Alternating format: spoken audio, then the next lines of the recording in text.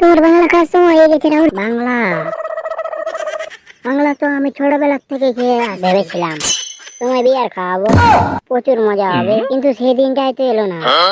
ভেবেছিলাম তুমি মেঘনার দোকান থেকে বিয়ার আনবে, সেই বিয়ারটা আমরা একসাথে খাবো দুজনে, কাউকে দেবো না। কিন্তু সেই সময়টাই এলো। শোনা গো আমার খুব কষ্ট যে বলো। তুমি বাংলা সারা বছর খেতে পারো, কিন্তু বিয়ারটা শীতকাল ছাড়া খেতে ভাল লাগে না। কি খাবে? একটা বাংলা বেশি করে চানাচুর দিয়ে, লেবু দিয়া। এটা মদনার মদের দোকান না, এখানে শুধু ইংলিশ মদ পাওয়া যায়। ঠিক আছে, আগে বাংলাটা খেয়ে নি, তারপর ইংলিশ মদটা খাবো।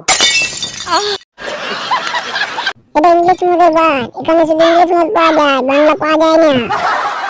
মেনু কার্ড, কি মাল খাবে দেখে অর্ডার করো। আরে ইকলা, পৃথিবীতে এত ধরনের মদ আছে, আমি সারা জীবন বাংলা খেয়ে দিন কাটাতাম।